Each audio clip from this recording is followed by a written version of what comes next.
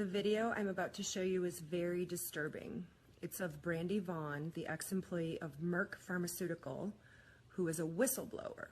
She has the organization learntherisk.org, and she was found dead yesterday. In this video, she documents the intimidation tactics that were taking place within her home and around her in order to silence her.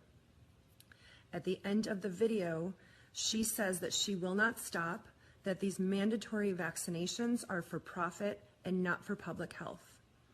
Keep that in mind when watching this video, that Merck is the vaccine company that makes the MMR vaccine, the measles, mumps, rubella vaccine. I've screen recorded this video because of the censorship and because so many videos are disappearing. I encourage you to do the same. Please share this video. We owe it to Brandy to keep this fight going. Hi, I'm Brandy Vaughan, and for those of you who don't know me, I have been an activist speaking out against SB 277 here in California. Wow, what happened to our rights? Yeah. How did I sit back and let this happen? Yeah. This is a very slippery slope. In this fight, I have been under a little bit of heat, and I wanted to document this just in case. I wanted to show some of the intimidation tactics that I've been under. There is a lot of shady stuff that goes on behind the scenes. I got involved in this fight because I used to work for Merck here in Santa Barbara where I live, and I worked there from 2001 until 2003, and I sold Vioxx for Merck. Vioxx was eventually taken off the market, and it was proven that Merck had knowledge that it increased heart attacks and stroke by 2 times, and it injured and killed a lot of people. It was eventually pulled off the market, and I lost a lot of faith in the healthcare system. I went to Europe, and then I came back with a 6-month-old son, and I was bullied at the pediatrician's office in San Francisco when I asked to see vaccine inserts and questions about them. That was a huge red flag for me because I already had mistrust of doctors and the healthcare system in general and pharma. And so I did a lot of research, and that was 4 years ago, and that was where my vaccine research started.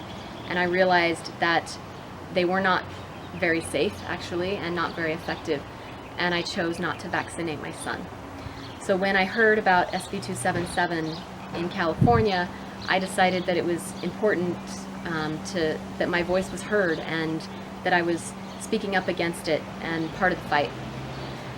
So when I made that decision 3 months ago, I know that I knew I was going to take some heat for it, but I wasn't quite sure how much heat.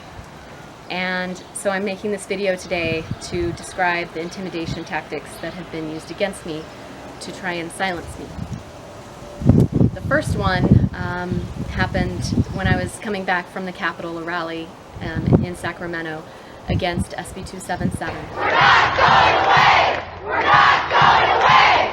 We're not going away! We're not going away! And I came home with a friend to my hide key being on my doorstep, open to the key.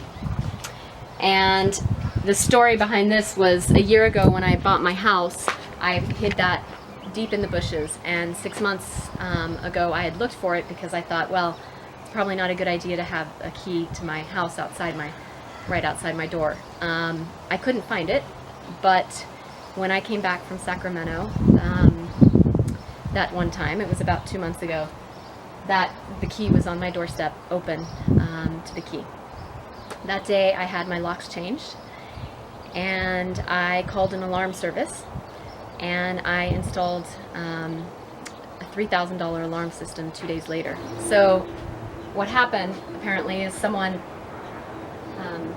opened the door, the front door, went through the front door, picked the lock, and my alarm went off, and they immediately disarmed it with the master code, which nobody had but me. I made sure nobody else had that code, and they disarmed it at the panel with that code, panels inside.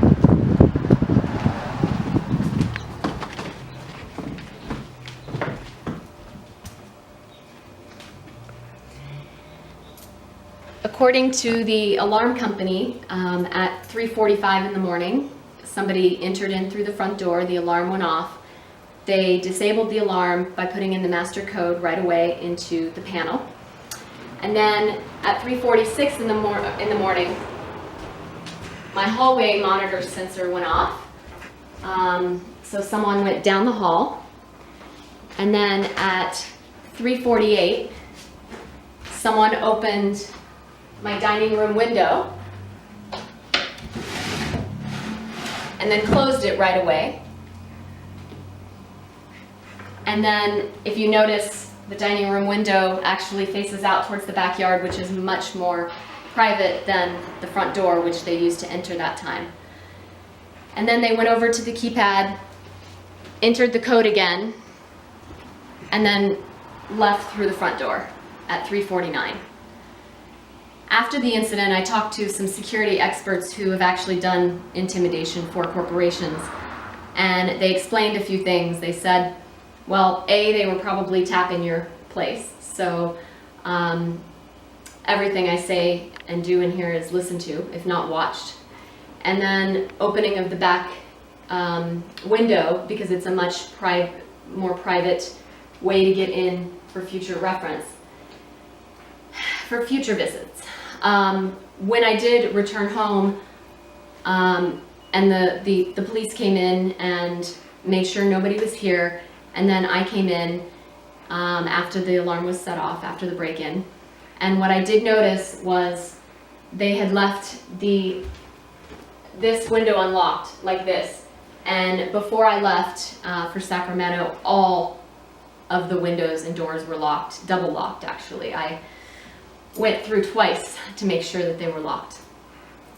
So after that happened, I didn't really feel comfortable sleeping in my house again, because of course they could come in and disarm my alarm whenever they wanted. There wasn't really another way to secure the system. I changed the code, but again, who knows how they got the code in the first place. The security expert is pretty convinced that the house is tapped. My phone is being listened to, my conversation, my text messages, and then my computer, both my computers as well. The next thing that happened actually was with my computer. So one of the things that the police wanted to know was if anything was taken in the break-in. Of course, nothing was, because they weren't here to take anything. I did have a computer here in a hiding spot, and when the police were here, I did actually come and look to make sure the computer was still here, and it's here above the microwave is its hiding spot. It's not a place anyone would know to look for the computer, and it's not, you know, especially in being here in only 4 minutes. 2 days later, after that happened, after the break-in happened, I walked into my place to move some stuff out, and the computer was taken from its hiding place and put in the middle of the floor. And so I came back home to pick up some stuff. I wasn't staying here any longer. And that message was there, which was obviously very scary, because clearly somebody had been listening in, if not watching, as to where the computer was. So after that, I decided that it would be best to get out of town, and I left town for a couple of weeks and really went off the grid for a good part of that. So after the computer incident and leaving town for 2 weeks, the day that I came back, I had a friend come with me, and him and I arrived at my place and found a ladder open right in front of my door, looking into the windows, the bedroom window. Now, this is my ladder, but this ladder lives in the garage. So it was clear that somebody had accessed the garage, brought out the ladder through the side of my house, opened it, looking right up into the window, and this happens to be the only window that I had blinds open. So that was quite a message. The security experts said, wow, what a better message than to say we're watching you. And this actually happened the day that I came back into town. So they clearly knew that, well, it happened the night before. They clearly knew when I was coming back. The neighbor who was feeding my dogs came over after half an hour after we found the ladder, and she asked, so what's with the ladder? And I said, I don't know. I mean, I didn't put it there. And she said, well, it wasn't there yesterday. So it means that it happened the night before I came back into town after 2 weeks. So clearly they are watching. The next incident was just 2 days later, and that's in the garage. This Buddha was on the floor. Normally the Buddha is pretty heavy. It was on here on top of the dog cage, holding the towel to cover it up at night for the dogs. So it was taken off of here, and there's really no way it could have fallen because, I mean, it's actually really heavy, and if it had fallen, it would have fallen, you know, some different way. But I walked in and I found it right there on the ground. The pictures were also knocked over. So then 2 days later, I noticed it first through the kitchen window, and it's not something I have ever seen before, but there is a duck.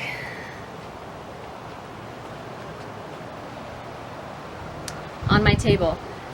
And when I talked to the security experts, I said, I don't understand the duck.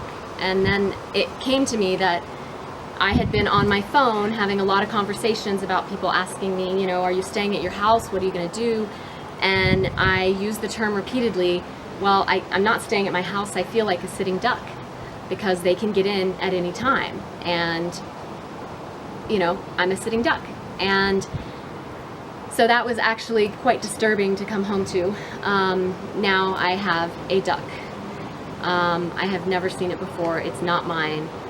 Nobody else is having access that would bring a duck. It's a clear message that, again, they are watching me. And the intimidation is quite, you know, intimidating. And it's quite scary. So after all of these intimidation tactics, it's very hard to feel safe and secure, but I am not gonna go away. I mean, I'm not gonna be silenced because these are important issues and we need to expose what's really going on behind the mandatory vaccination bills. It has nothing to do with public health. It has everything to do with profit. And I hope that we can all continue this fight. We may have lost the battle, but we still have a war to win. And hopefully by documenting this intimidation, they won't be able to get away with it in the future, with me and with anyone else who speaks out. There is some evil going on here. We need to fight it. They're having a hard time creating new diseases and disorders. And the pharmaceutical industry, it's very competitive. They have to spend $5.2 billion a year marketing because there are a lot of drugs in each category state, right? And there's high liability. Look at Vioxx was pulled off the market. There were class action lawsuits. The U.S. government sued them for fraud. There's high liability, and it takes high investment. You have to be able to invest in the drug trials when you're not even sure that it's going to be on market, right? So there are a lot of high barriers to coming on market and to getting new drugs on the market. But vaccines are a whole new category of money and market to be made. So I have to talk about this because this is where they're going next.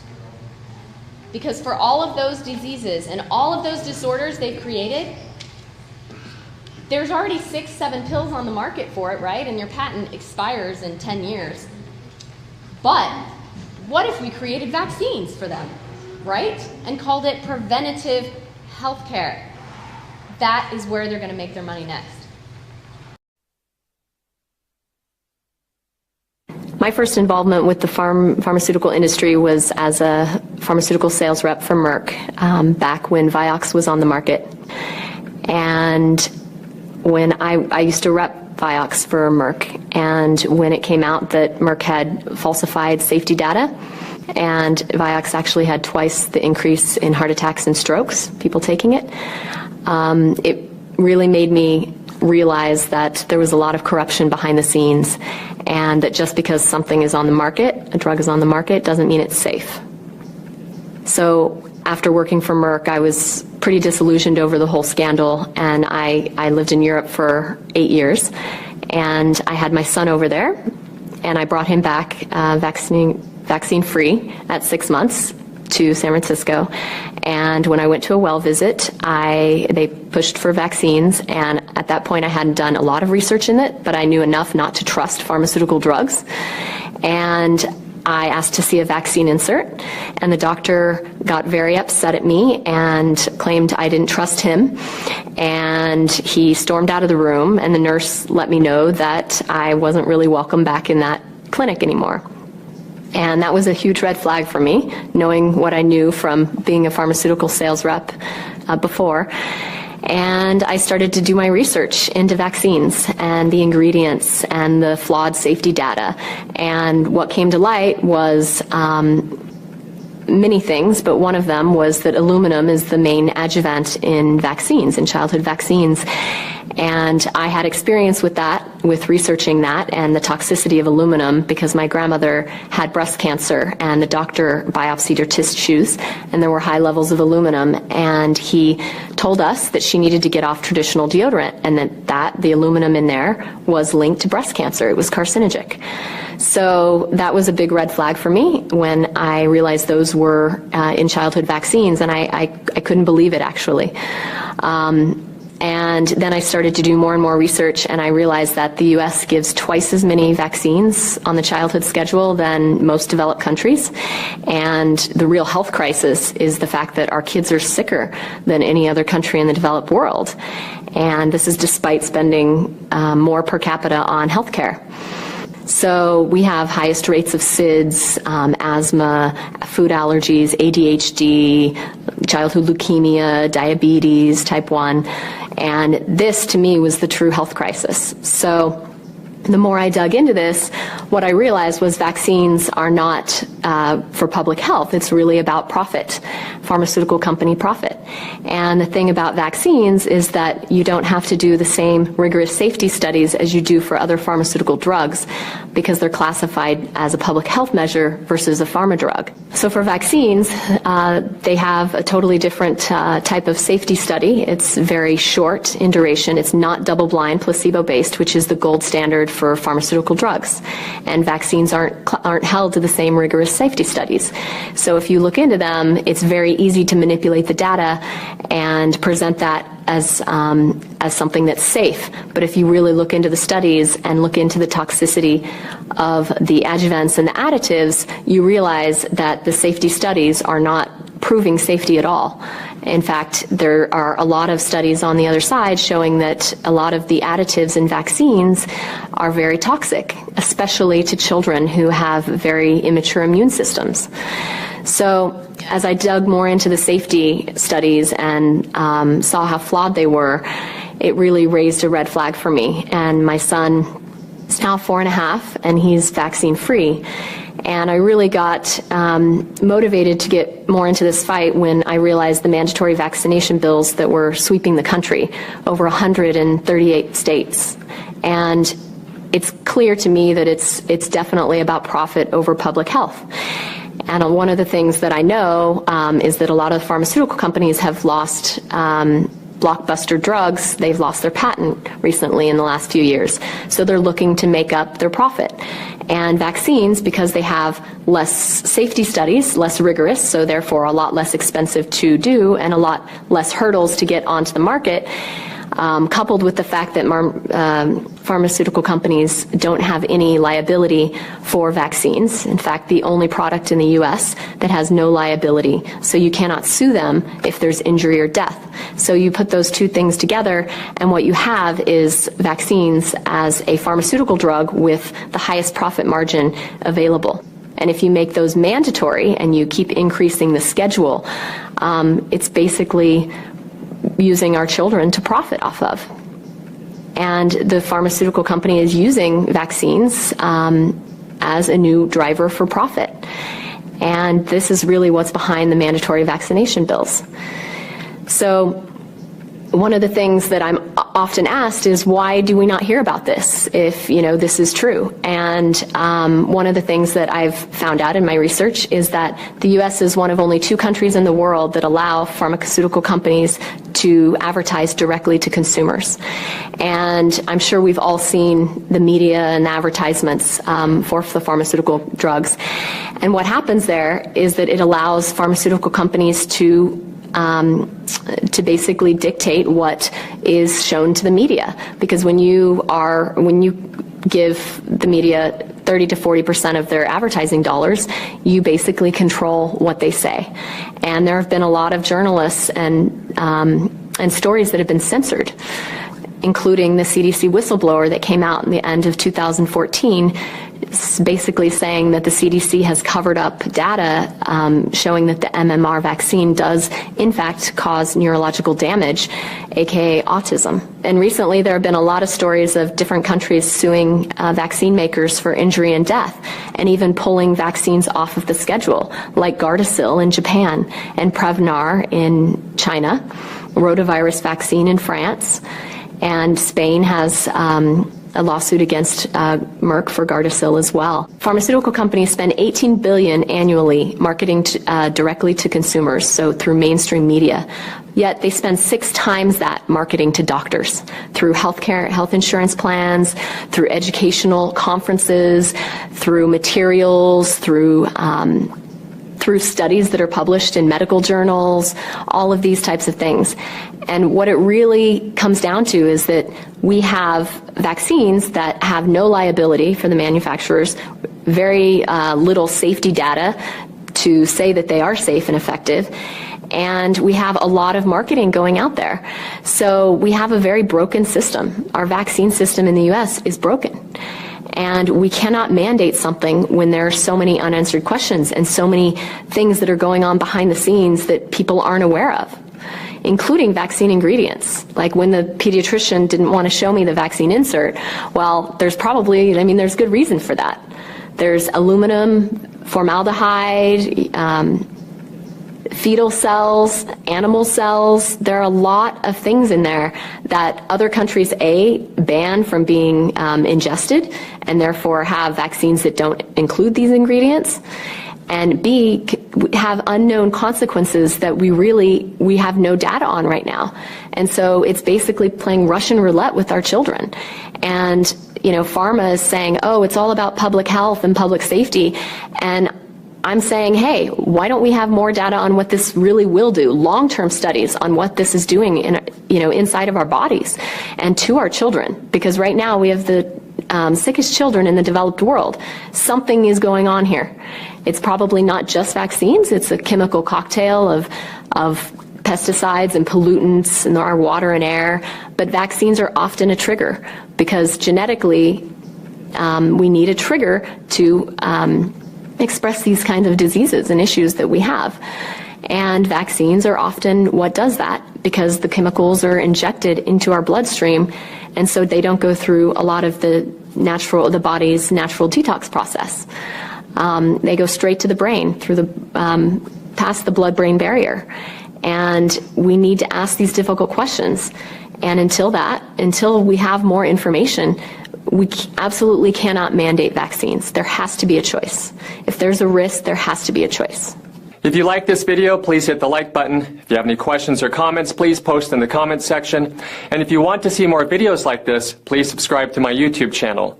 If you have any questions about vaccines or vaccination or vaccine mandates, please head on over to our website, stopmandatoryvaccination.com. Thank you so much for your support, and until next time.